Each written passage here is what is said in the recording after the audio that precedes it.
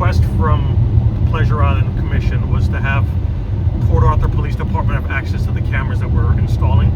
So in order to have that, the police department is utilizing a platform called Flock, which is a closed platform. So we're integrating a platform called Milestone VMS. Milestone is an open API which will allow the Flock system to integrate via API to view the cameras, which the police department will have full access and views to. And what is the benefit to Pleasure Island and the police department for having that access and that interoperability between camera systems? So the island is open obviously 24 hours a day. There is a small community of residents that live on the property. There's an HOA community on here. It's more for public safety on incidents that happen either coming onto the island, whether it's tracking LPR, make, model, or vehicle, or looking for a specific individual. And we can do a search by clothing, vehicle, make, model, and then, like I said, our license plate if we're able to capture it. So tell us what the total project is that we're doing here. So we have a total of 7 locations, 8 cameras with 15 different lenses. And when I say different lenses, is there are cameras with multi-lens. We'll have a 4-way camera at one location. We'll have dual cameras at some other locations, and some other certain locations will have 2 different cameras facing opposite directions. Okay. So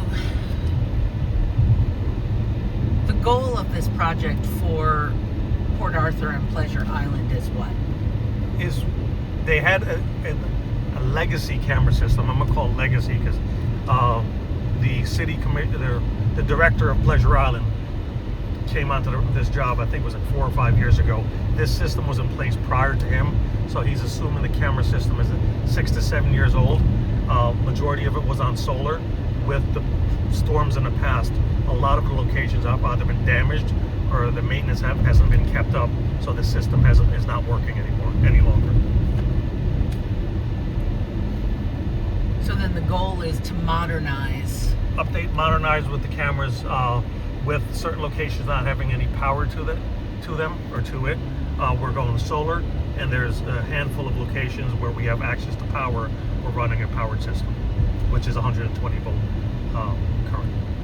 So this project didn't include any Wi-Fi, but if we wanted to add Wi-Fi, could we A, add it later, B, if another client wanted it, would we be able to integrate Wi-Fi for residents and or city officials in the future, and or both? Easily done if we want to do both. So we have done platforms and systems before with cameras, LPR, as well as Wi-Fi. And the location we're driving to now is a future project. This is more an event space.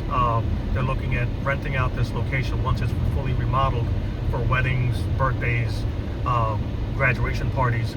This location will potentially have Wi-Fi, and we're going to have, I think it's 4 or 5 cameras at this current, what we're calling the clubhouse area.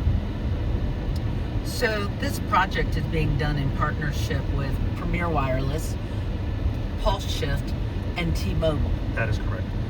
So what is T-Mobile's role in this? What are they providing? So T-Mobile provides, 1, they brought the opportunity to us. 2, they provide the SIMs with the connectivity. The network speeds on the island where we're at right now is fantastic. I'm getting almost 800 megabits down, 85 to 90 megabits up. And we're using T-Mobile 5G network to do this, correct? Everything that we design and build is on T-Mobile 5G with a failover on 4G, but honestly, with their robust 5G network, I haven't seen anything fall back to 4G at this point.